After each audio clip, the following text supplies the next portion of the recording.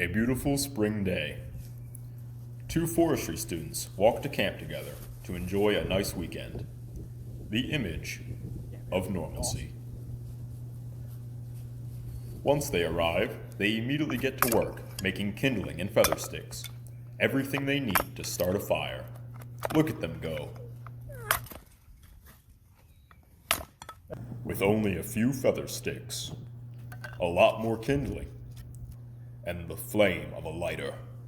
The fire was going. Look at that smoke.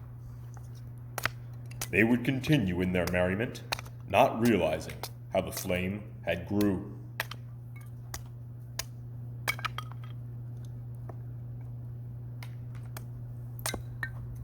They continued to enjoy themselves until tragedy would strike.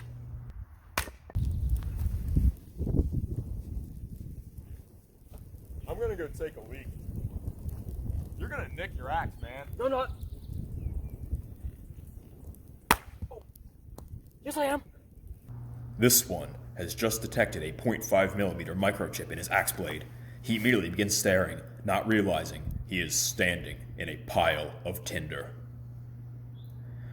As he looks further and focuses on the axe blade, he doesn't realize how the fire has transformed behind him.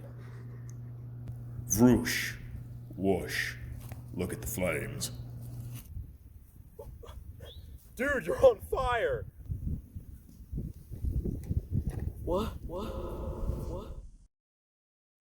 Axeman would never recover from those burns that day, and Swordman would never finish urinating.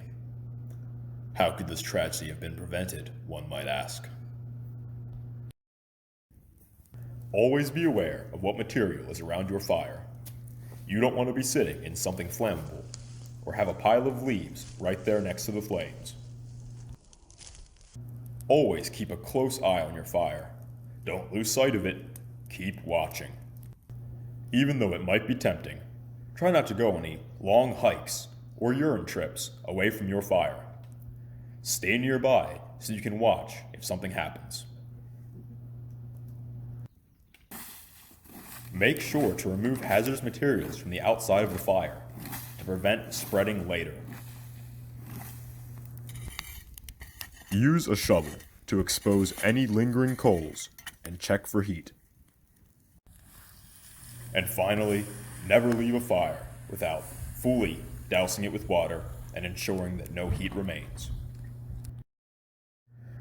Simple steps such as these can prevent tragedy and save lives.